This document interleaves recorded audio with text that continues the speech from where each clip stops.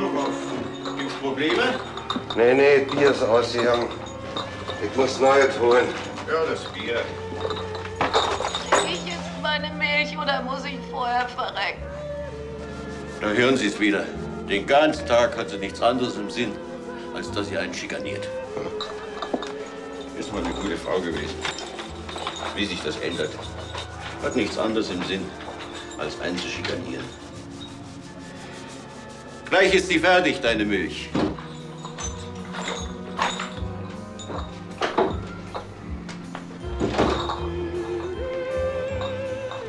Da, Frau Rainer. Da, Rainer. Ich brauche wieder einen Nachschub. Aber Herr Bibelkopf, das geht ja ziemlich schnell bei Ihnen. Und der Mensch braucht das doch mal eben, ne? Das ist ein wahres Wort, Herr Bibelkopf. Ein wahres Wort.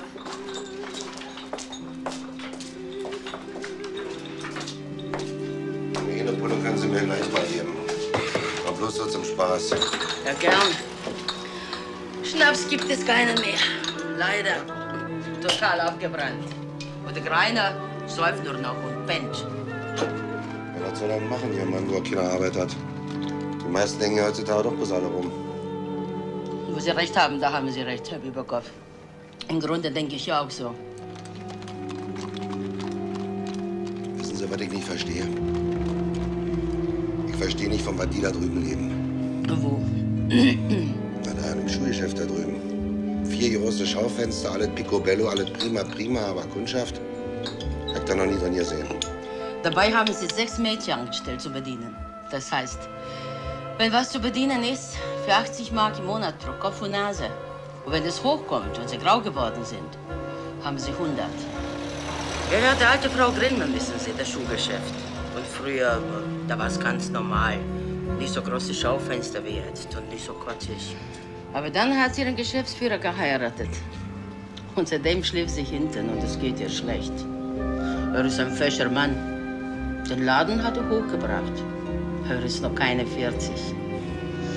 Und das ist das Unglück, Herr Bibelkopf, das allein ist das Unglück. Denn manchmal, da kommt er spät nach Hause, da liegt die alte Frau wach und kann von Ärger nicht einschlafen. Das hat man davon, wenn man einen heiratet, der jünger ist als man selber. Prost. Prost.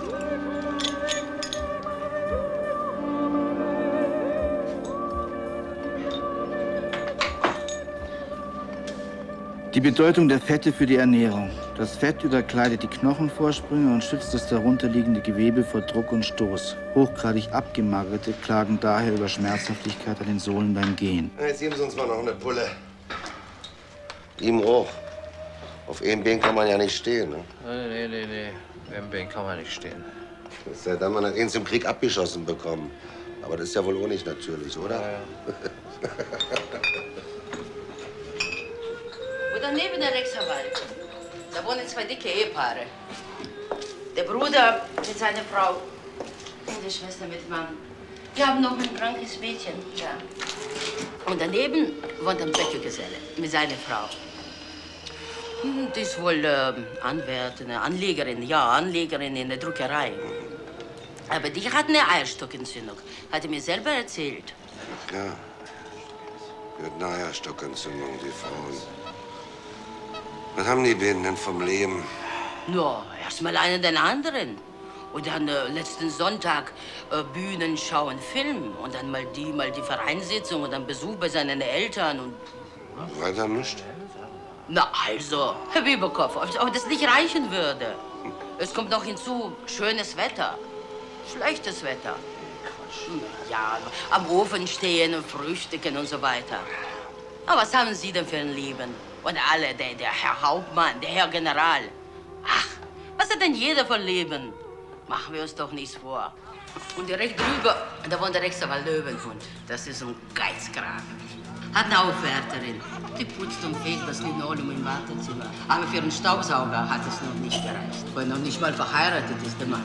Und die Aufwärterin schrubbert und putzt und ist unheimlich dürr. Aber elastisch für ihre beiden Kinder, die sie bekommen hat. Ja, Herr Bibelkopf, der Geiz. Und ganz zuletzt bestreite ich ganz entschieden die Annahme des Landgerichts, dass das wilde Kaninchen im Großherzogtum Sachsen-Altenburg zu den jagdbaren Tieren zu zählen ist. Und im Hinterhaus da wohnt ein Kellner wie seine Frau. Proppe reingerichtet, Gasbrunnen, Glasbehandlung. Ich war so Vormittag zu Hause, der schläft auch. Und spielt Zither. Und die Frau von dem arbeitet im Warenhaus. Ist Aufsichtsdauer oder sowas. Na, das sagt sie nicht. Und er war mal schon verheiratet, vorher. Aber die muss ihn fürchterlich betrogen haben. Die hat ihn zwar immer wieder trösten können und war wieder versöhnt, bis sie dann doch weggelaufen ist. Und wie es den Scheidungsprozess gegeben hat, dann ist er doch schuldig geschieden worden. Er ist ja weggelaufen. Und dass er ihn betrogen hat, hat er nicht beweisen können. Und dann hat er die jetzige kennengelernt, wie sie gerade auf Männerjagd war. Verstehen Sie? Es ist immer das Gleiche. Es ist dasselbe Kaliber wie die anderen. Genau dasselbe Kaliber, nur ein bisschen schlauer. Bei der merkt er nicht, wenn sie fremd ist. War dies nicht möglich. Punkt. Ich hoffe bestimmt, Sie am nächsten Mittwoch besuchen können, Komma. Bitte Sie, Komma, sich dahin noch etwas gedulden. Sehr geehrter Herr Zollmann, in Angelegenheit Ihrer Tochter muss ich um weiteres Honorar bitten. Punkt. Und zwar um 200 Mark. Ich stelle Ratenzahlung anheim. Zweitens. Und dann drüber, gleich neben Ihnen, beim Baumann. Da wohnen ja wir. Greile. Der ist ja auch der Verwalter. Der ist an sich in Ordnung. Hält sich zurück ins Saufen. Aber manchmal schlägt er über die Strecke. Die Gesellschaften schützen alles.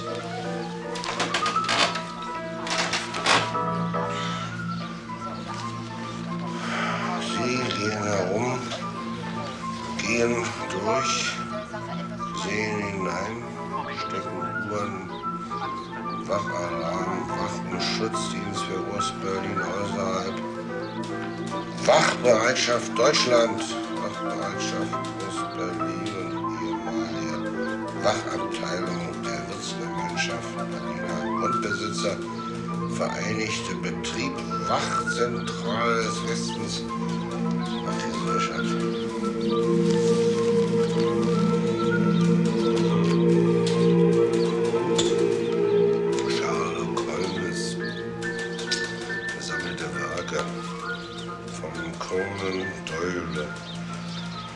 Wachanstalt, Waschanstalt, Wäschereiverleih, Apoll, Wäscherei Amler übernimmt sämtliche Hand- und Leibwäsche-Spezialität, feine Herren- und Damenwäsche.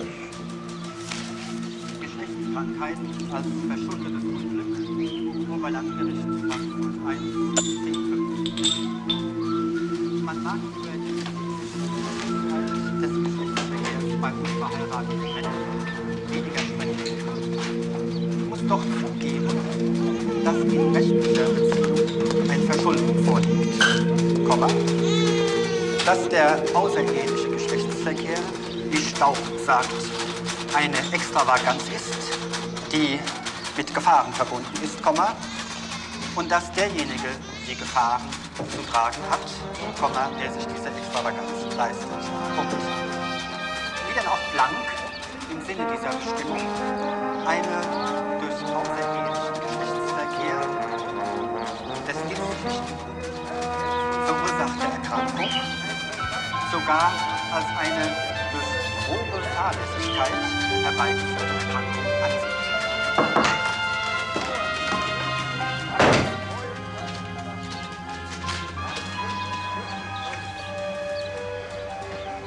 Entschuldigen Sie, Frau Ober. Tja. Wissen Sie mal, ich weiß nicht, verstehen Sie? Weil Sie kommen hier rein und... Wieso? Ist irgendwas nicht in Ordnung? Sie haben mir doch zugezwinkert. Sehr gut. Kann sein, dass ich Ihnen zugezwinkert habe, aber... Soll das heißen, dass Sie nicht wollen? Oh, na, sowas hab ich gern. Erst zwinkern und dann kneifen. Meinetwegen. Schlappschwanz. Schenks Palmin. Reines, wasserfreies, sparsames.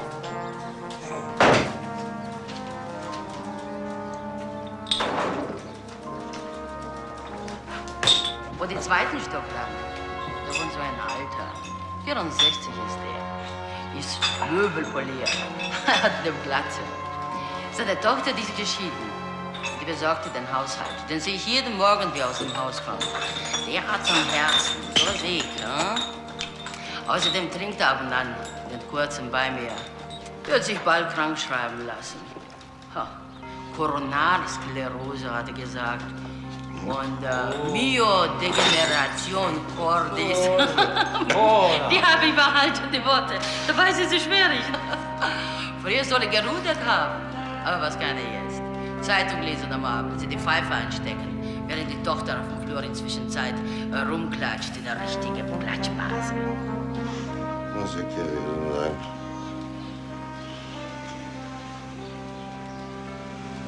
Ein Mensch alles in seinem Magen mit sich umdreht.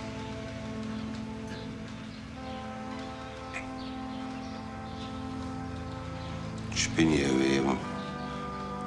Eine grauen Decke. Können auch keine Mäuse fangen.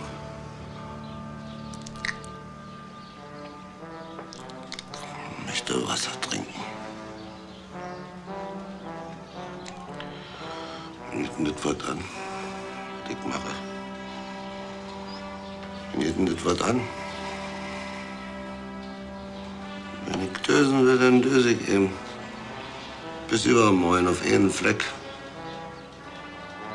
Und wenn ich liegen will, bis übermorgen, dann liege ich eben, weil es mir passt. Mir geht nicht was an. Mir geht nicht was an, was ich mache. Ja.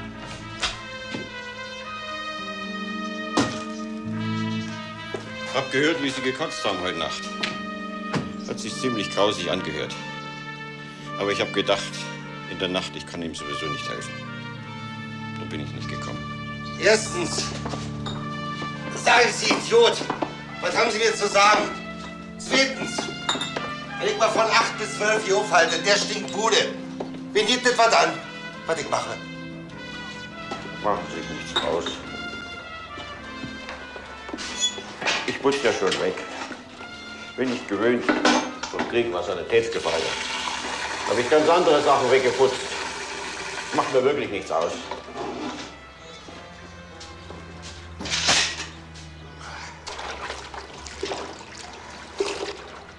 Verlorst du dein Herz in der Natur? Ich verlor mein Herz dort nicht. Und zwar war es mir, als ob das Wesen des Urgeists mich mit fortreißen wollte, als ich gegenüber den Alpenriesen stand oder am Strand des brausenden Meeres lag. Da es wogte und wallte, auch in meinem Gebein. Mein Herz war erschüttert.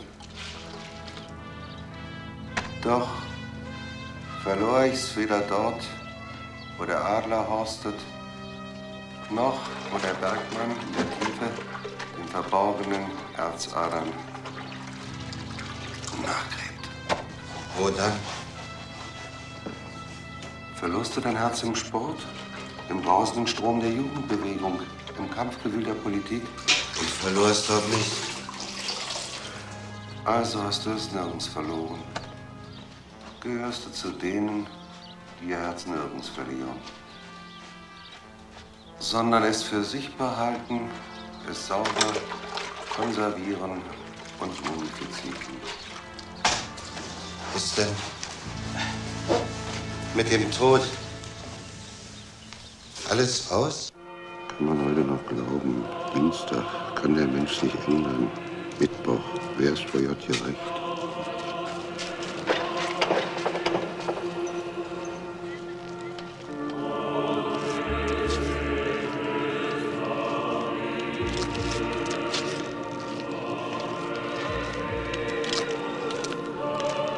Guten Tag, Herr Pastor. Ich bin nämlich der Arbeiter Franz Bieberkopf, Gelegenheitsarbeiter.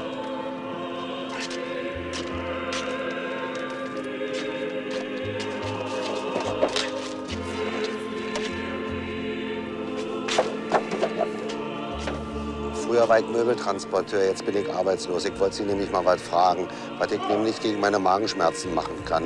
Das kommt einem sauer hoch. Autsch. Jetzt wieder, puh, ist die giftige Galle. Ist natürlich vom vielen Trinken. Erlauben Sie, verzeihen Sie, dass ich Sie auf offener Straße anquatsche. Ist eine Dienstbehinderung. Aber was mache ich bloß gegen die giftige Galle? Ein Christenmensch muss dem anderen helfen. Sie sind ein guter Mann. Ich komme nicht in den Himmel. Und warum? Aber wenn es Verbrecher gibt, dann bin ich es, der darüber reden kann. In ehrentreu. Dem Karl Liebknecht haben wir es geschworen. Der Rosa Luxemburg reichen wir die Hand. Ich werde ins Paradies gehen, wenn ich tot bin. Und dann werden die sich vor mir verbeugen und werden sagen, das ist Franz Bieberkopf in ehrentreu. Ein deutscher Mann, ein Gelegenheitsarbeiter in ehrentreu. Hoch weht die Flagge schwarz-weiß-rot. Aber er hat es bei sich behalten. Er ist kein Verbrecher geworden wie die anderen Männer, die Deutsche sein wollen. Und die ihre Mitbürger betrügen.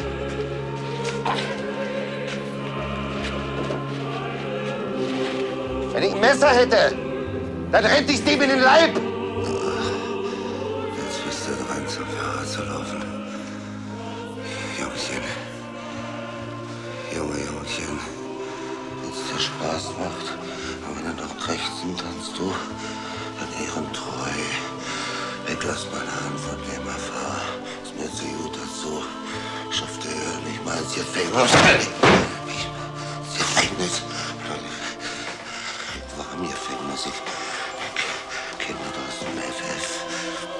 Das erstklassige Ware aus der prima Angelegenheit. Da gibt es einen Strand zu tippen. Aber hier keine Schufterin. 2 mal 2 ist 4. 2 mal 2 ist 4. Da ist ein Strand zu tippen. Sie sehen ja Ihren Mann. Verzeihung, aber ich habe so Magenschmerzen.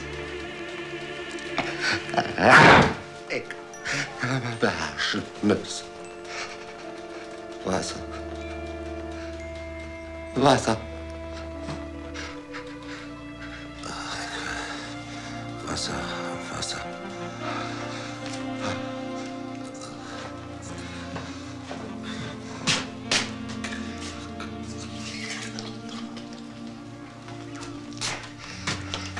Da. Sie liegen schon 3 Tage so.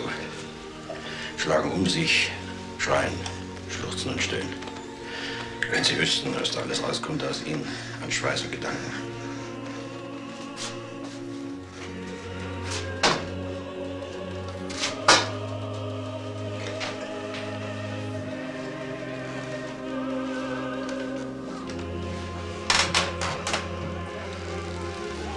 Tagen geht das schon so. Seit Tagen? Schon seit Tagen. Ich habe mir schon überlegt, ob ich Sie abholen lasse oder den Doktor hole. Aber ich habe immer gesagt im Leben, das Beste ist, der Mensch soll selbst entscheiden, was für ihn gut ist. Ja, das ist richtig. So, seit Tagen schon. Man muss gar ganz schön gesoffen haben, wa? Weiß nicht. War nicht bloß der Alkohol. Da war noch was anderes dabei. Quatsch. Was denn? Ich hab einfach zu viel gesoffen, das ist alles. Ich hab einfach zu viel gesoffen. Ich muss runter. Unter den Menschen auf der Straße. Die Beine bewegen. Trapp, Trapp, Trapp. Einen Fuß vor den anderen Fuß. Und dann den anderen wieder vor den einen. Das ist es. Franz Bieberkopf, stark wie eine Kobraschlange, aber wackelig auf den Beinen, ist nach der Münzstraße zu den Juden gegangen. Der Mann will mit allem aufräumen. Der Mann will reinen Tisch machen. Hier gehen wir wieder, Franz Bieberkopf. Kalt, aber frisch. Wer möchte jetzt im Hausflur stehen, Straßenhändler sein und sich die Zehen einfrieren? In ehrentreu. Ein Glück, dass man aus der Stube raus ist. Der Krieg von der Weiber nicht mehr hört. Hier geht Franz Bieberkopf, der geht auf der Straße. Die Leute tun, was sie können. Haben Kinder zu Hause. Hungernde Mäuler. Vogelschnäbel. Klapp uff. Klapp zu. Klapp uff. Klapp zu. Zu. Uff. Uff. Zu. Klapp. Klapp. Entschuldigung, da. Entschuldigen Sie vielmals, das ist nur... Die Dächer können anfangen zu schwanken, zu schaukeln und zu schütteln. Die können abrutschen, die Dächer wie Sand schräg runterrutschen, wie eine Mütze vom Kopf. Ja, die sind ja alle schräg aufgestellt, schräg über den Dachstuhl, alle lang in eine Reihe. Da kann ja nichts passieren. Die sind ja angenagelt, sind die. Da sind starke Balken drunter, da ist Dachpappe und Teer. Fest steht und treu die Wacht am Rhein. Guten Morgen, Franz Bieberkopf. Wir stehen aufrecht. Brust raus, Rücken steif. Wir sind deutsche Staatsbürger. Der Gefängnisdirektor hier sagt, moin, Herr. Die Leute gehen alle ruhig die Straße lang. Die Kutscher laden ab. Die Behörden kümmern sich um die Häuser. Es braust ein Ruffedon, nach wie wird gehört. Ja, also dann können wir hier hoch lang gehen. Den mit der braunen Wolljacke, den kenne ich doch. Den kenne ich doch ganz bestimmt, der hat Arbeit. Ja, das können wir ja hoch mal machen. Später. Man greift mit der rechten Hand, zieht hoch, greift zu und dann runter. Au. Das sind wir Arbeitsleute. Das sind wir. Proletariat. Rechts hoch, links zu. Au! Rechts hoch, links runter. Au!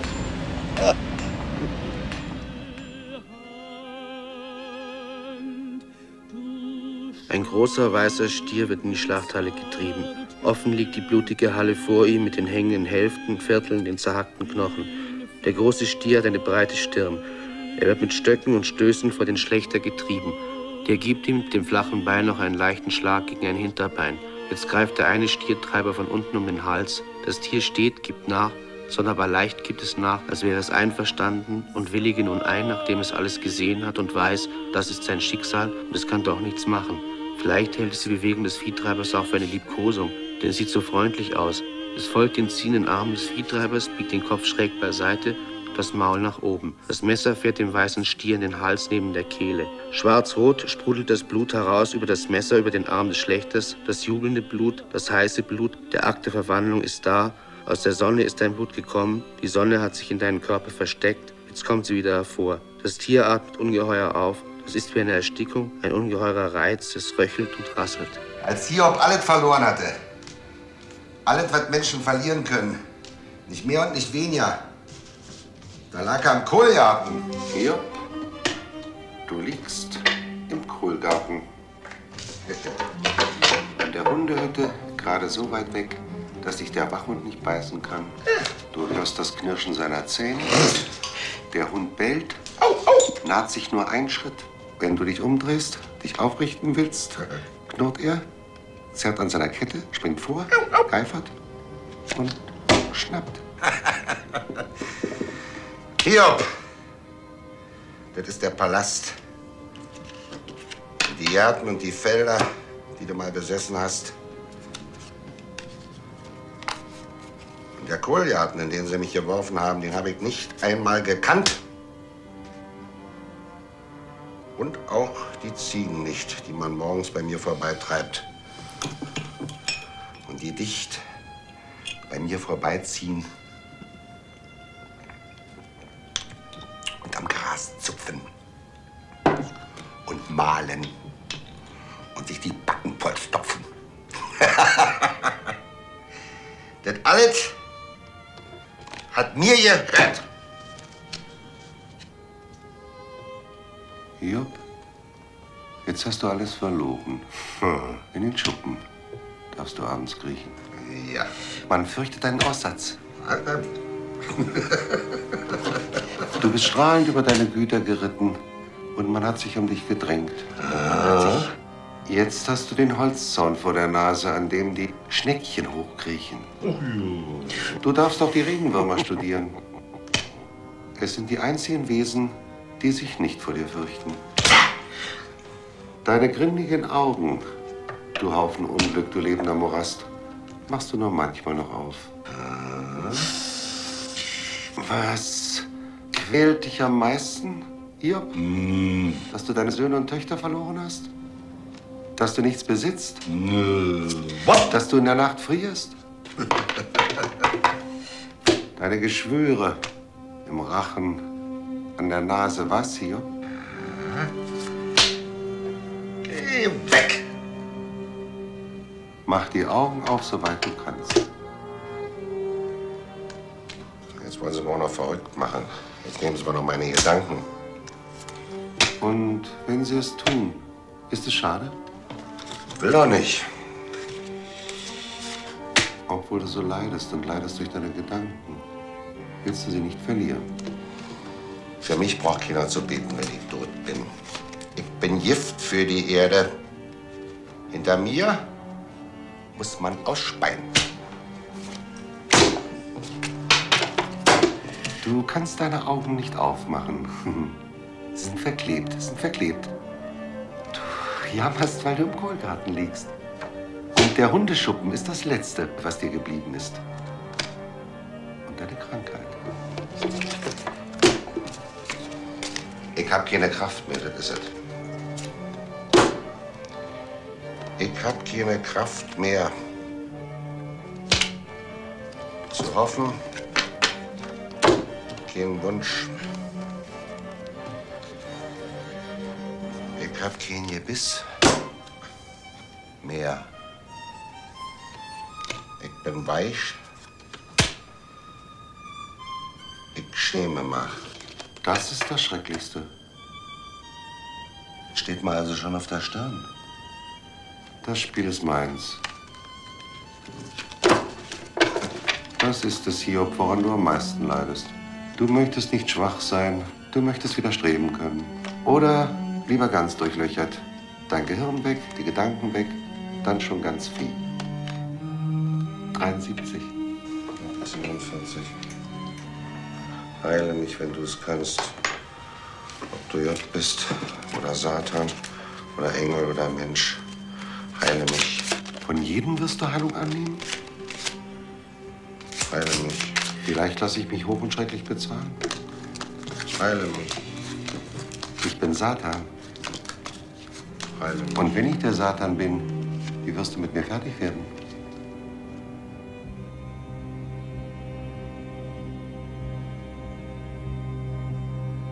Du willst mal nicht heilen.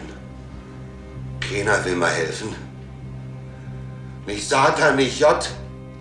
Kein Engel, kein Mensch. Und du selber? Was ist mit mir? Du willst ja selber nicht. Was? Wer kann dir helfen, wo du selber nicht willst? Nee. Nee. Nee, nee, nee. Nee, nee. Nee. Nee.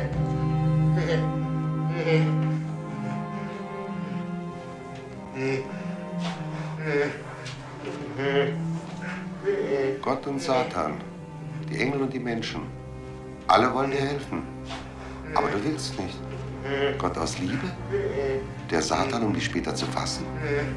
Die Engel und die Menschen, weil sie Gehilfen Gottes und des Satans sind. Aber du willst ja nicht.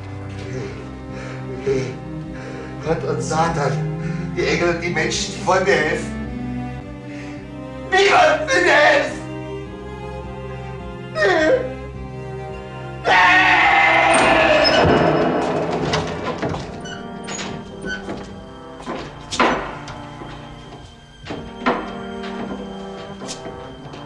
Und jetzt sei ruhig. So ist es. Du bist ein Judetier. Du weißt, das muss geschehen. Viehhof, Schlachthof und Fleischgroßmarkt bilden ein untrennbares wirtschaftliches Ganzes. Im Betrieb sind beschäftigt 258 Beamte, darunter Tierärzte, Beschauer, Stempler, Hilfstierärzte, Hilfsbeschauer, festangestellte Arbeiter. Verkehrsordnung vom 4. Oktober 1900, Allgemeinbestimmungen, Regelungen des Auftriebs, Lieferung des Futters, Gebührentarif, Marktgebühren, Liegegebühren, Schlachtgebühren, Gebühren für die Entfernung von Futtertrögen aus der Schweinemarkthalle. 17 mal 3 ist 51. Und die Zeiten sind teuer. Wird immer schlechter zu kalkulieren und schwerer, mit der Konkurrenz mitzukommen.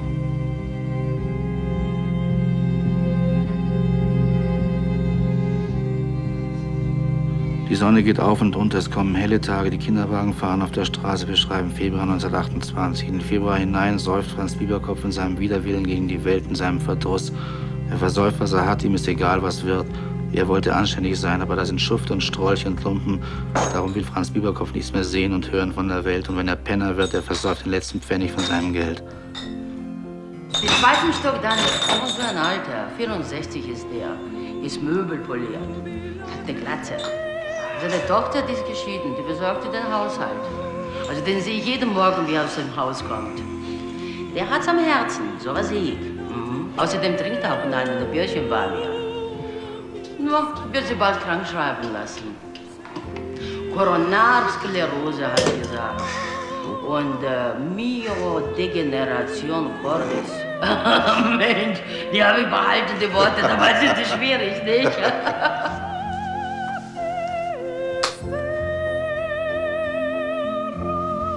Ich bin's, Franz.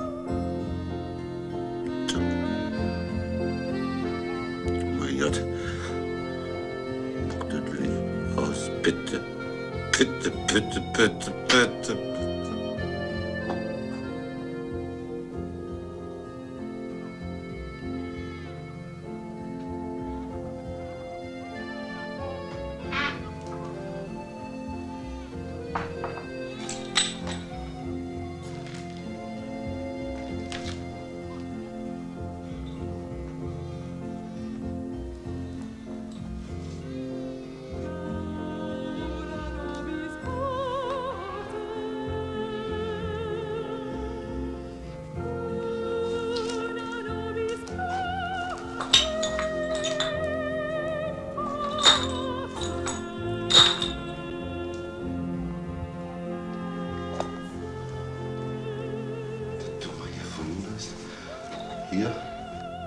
Ich weiß schon lange, dass du hier bist. Ich hab doch immer gewusst, wo du bist. Aber jetzt habe ich gedacht, das nimmt ja kein Ende. Habe ich gedacht, dass ich dir helfen muss, habe ich gedacht. Mir braucht keiner helfen. Hilf mal Lene. Mein Gott, Franz, du weißt doch genau, ganz genau weißt du es, dass ich dich immer noch lieb. Und jetzt, wo doch die Ida nicht mehr ist, warum kommst du denn da nicht zurück zu mir? Versteh mal doch. Ich will nicht mehr, dass Ede für mich arbeiten geht. Ich will nicht, dass Ede anschaffen geht für mich auf den Strich. Das hat man geschworen, verstehst du? Wenn sie voll ist. Und wenn sie voll ist, die ganze Welt voll Gemeinheit und voll Schmutz und voll Dreck. Ich hab mir das geschworen. Ich will nicht mehr. Versteh doch. Bitte. Ja, Franz, ich verstehe schon. Es ist nur, dass du weißt, ich bin immer für dich da. Schon gut, Eva. Ich hab da verstanden. Schon gut. Ich danke dir auch. Aber glaub mir, ich muss hier alleine raus. Oder ich geh unter. Eins von beiden. Aber ich kann nicht mehr anders.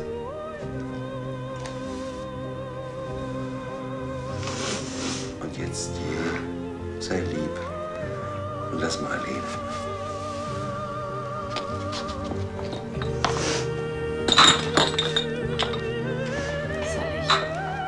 Geld da lassen vielleicht. Ich danke dir, Eva. Ich weiß, du meinst das gut, aber ich Obwohl ich das gut gebrauchen könnte. Ich kann es nehmen. Ich kann einfach nicht.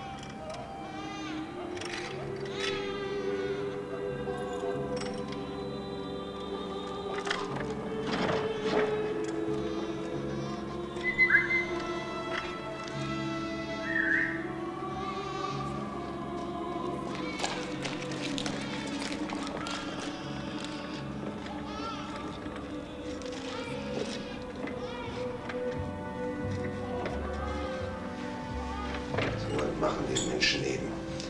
Den ganzen Tag. Und auch noch in der Nacht. So Jahrhunderte drum. Man müsste einen Blumentopf nehmen und nach unten pfeffern.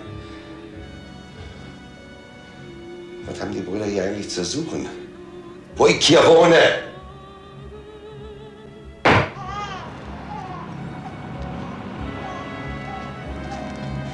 Sie sind von der Versicherung, ja? Bauer. Bünzer. Ja, da ist nichts mehr zu machen. Saubere Arbeit. Wissen Sie, Herr Kriminal, das geht nämlich schon ins Aschgraue mit den Einbrüchen hier in der Großhandelsfirma. Das ist schon der 5. in 1,5 Jahren. Die Kerle sind so frech, die haben schon mal einen Durchbruch durch die Mauer versucht, weil da ein Klingelwerk an der Tür war und an der Treppe. Das haben die rausgekriegt. Ins Aschgraue geht das. Ja, ja, die Mauern sind verflucht. Das ganze Bauwerk ist wackelig. So eine Art vergrößertes Osterei. Und von innen hat niemand was gehört oder gesehen? Was, oder hat doch jemand was gesehen, ha?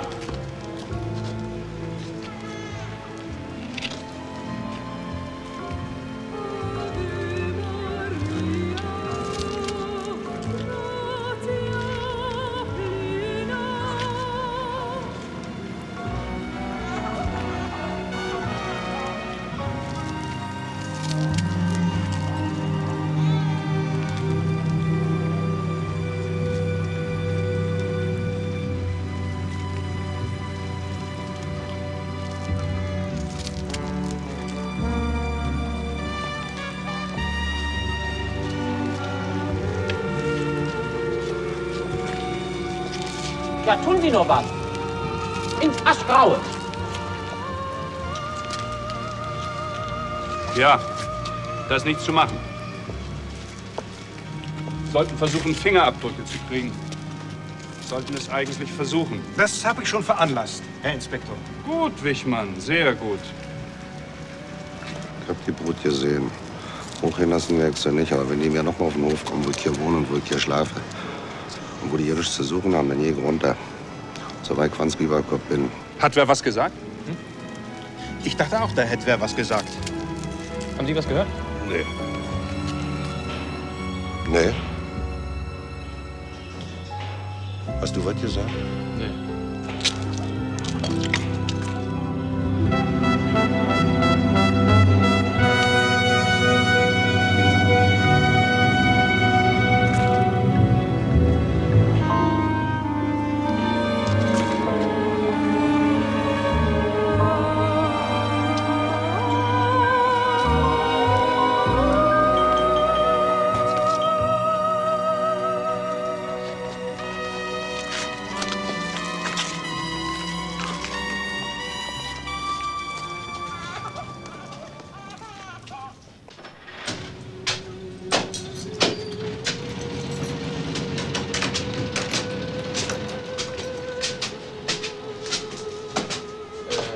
Vielleicht wäre es doch besser gewesen, Sie hätten der Polizei was gesagt.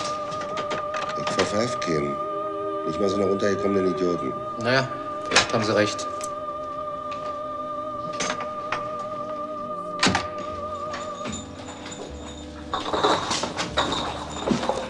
Morgen. Moin, Baumer. hat, Baumann. Jetzt weiß ich, was das Merkwürdigste ist auf der Welt. Sie hoch? Mhm. Die Menschen. Richtig.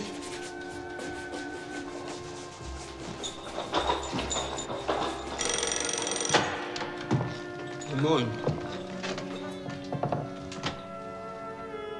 Moin.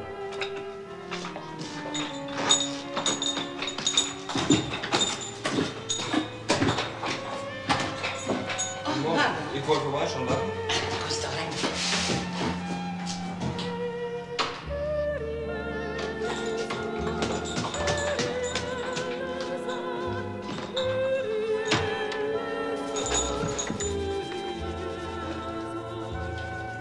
Na? Ist dir der Durst vergangen, Bibelkopf? Wie ich's gesagt habe, das Merkwürdigste auf der Welt ist der Mensch.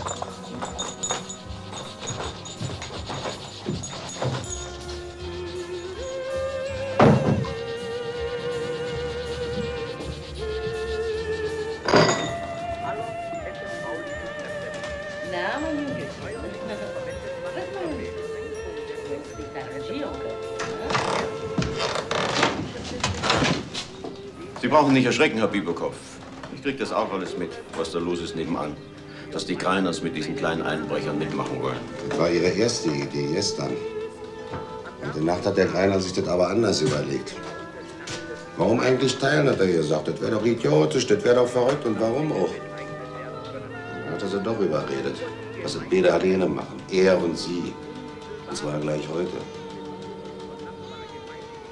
Da, Sie haben ja doch keins mehr. Danke.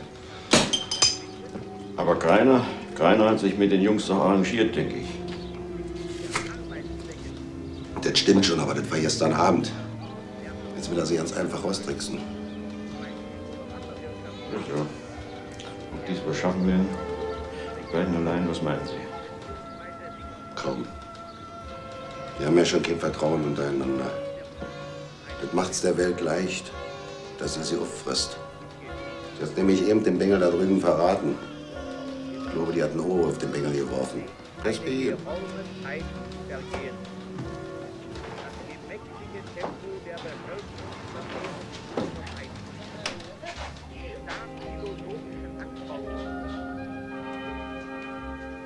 Na? Ja, nichts weiter.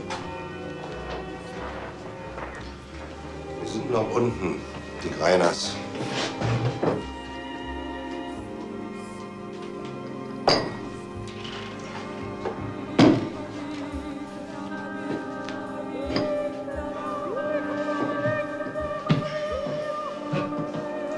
Er wird sich ganz schön wundern, der Greiner.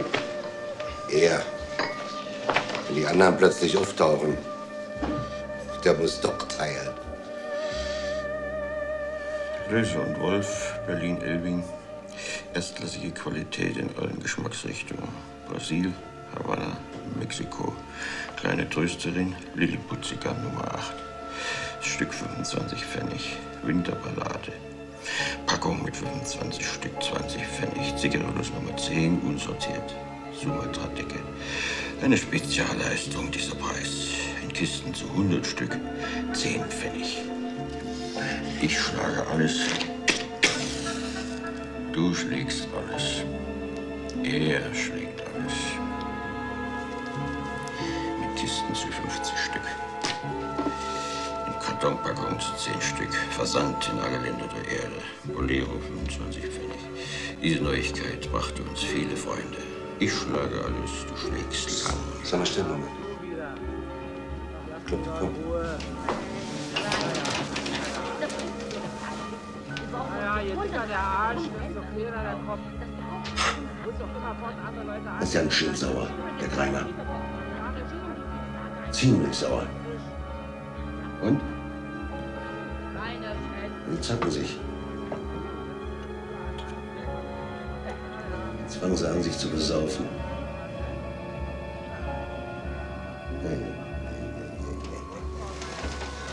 Sich wieder versöhnt. Gluck, gluck, gluck, gluck, gluck, gluck, gluck, gluck. Ja, komisch. Auf die Idee, dass Sie ihn verraten haben, könnte es der ja nicht gekommen. Was hat das zu bedeuten? Nee, ich bin ja ganz sicher, das hat was zu bedeuten. Ich glaube, das bedeutet, dass er Sie mehr liebt als Sie ihn. Ja, das ist es. Du gehst jetzt bald weg von hier, nicht? Wieso? Ach, nur so.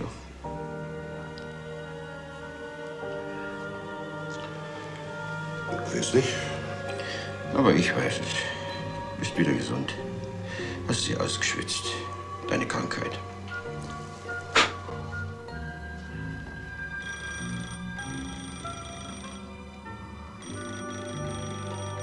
Baumann.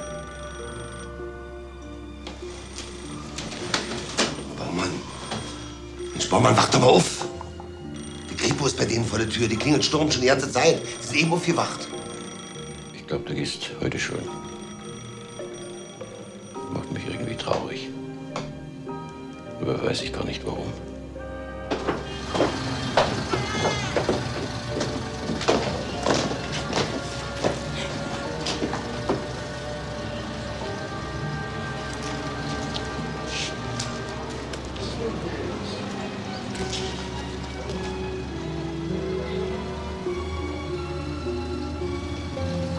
Lassen Sie uns einsteigen. Es ist besser für Sie, Sie kommen hier schneller weg als zu langsam.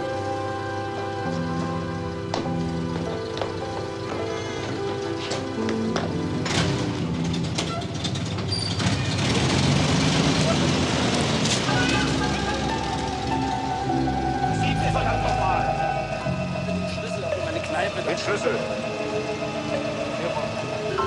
Ab geht's.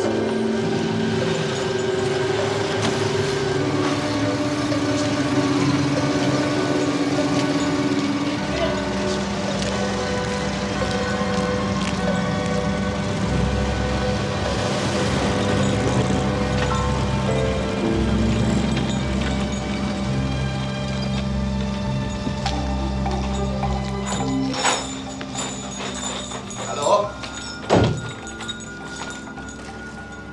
Ist keiner hier?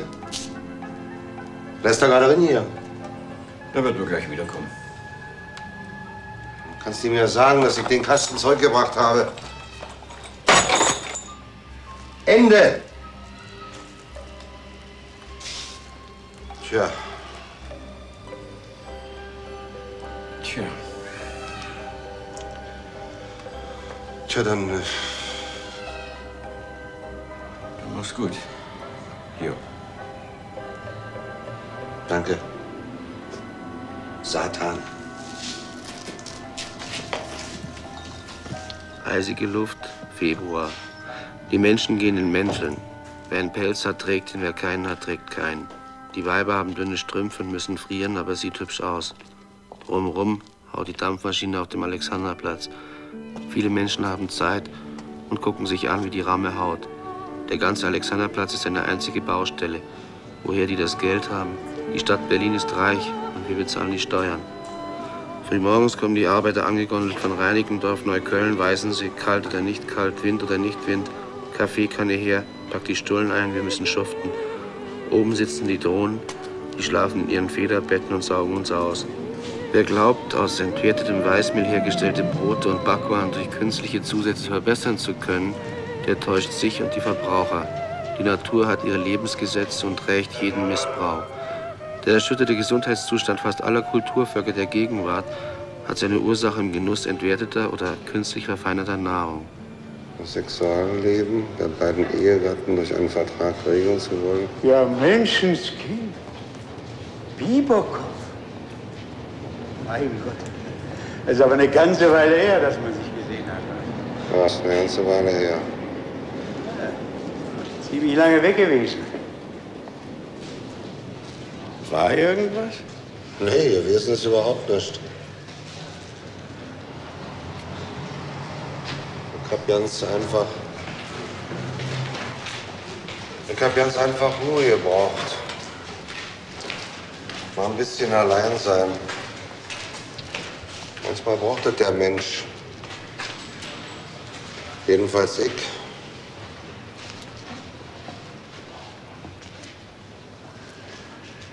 Ja, braucht jeder mal so ein bisschen allein sein. Ja, Zeit haben zum Nachdenken. Ich habe gedacht, ich versuch's mal wieder mit Zeitungen. Ja, das Geschäft ist ziemlich flau jetzt. Weißt du, ich bin jetzt 65 Jahre alt. 65. Und plötzlich habe ich das Rheuma im Rücken. Von einer Stunde zur anderen. Na eben, mit 60 fängt das an, das Rheuma. Ja, den Fabriken nehmen sie jetzt auch keinen mehr.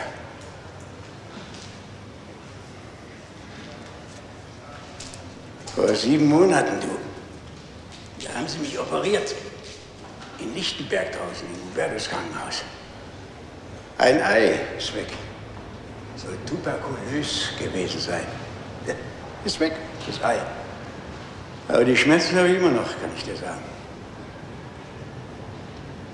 Na ja, und sieh da mal vor. Zum Schluss kommt das andere auch noch dran.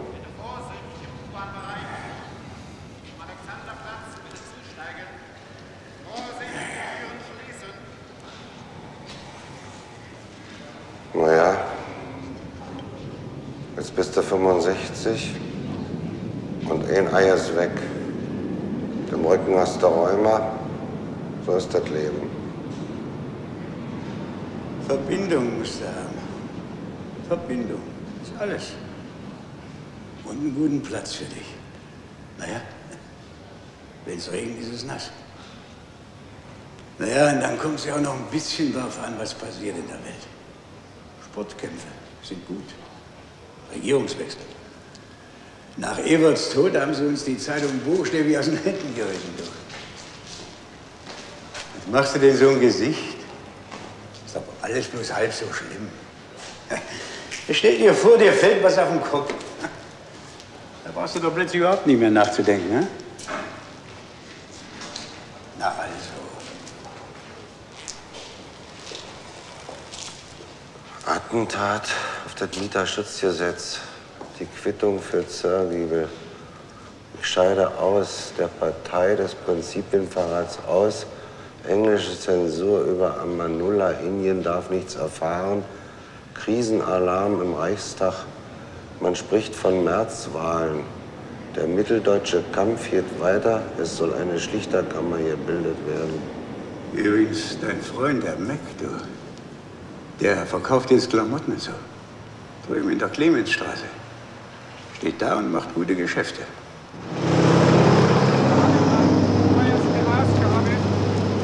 Das Deutsche Tageblatt. Abendausgabe. Neueste Ausgabe. Das Deutsche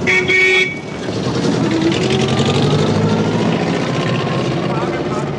Abendausgabe. Das Deutsche Tageblatt. Neueste Ausgabe. Das Deutsche Tageblatt. Abendausgabe. Mensch! Das Deutsche Tageblatt. Franz! Weg!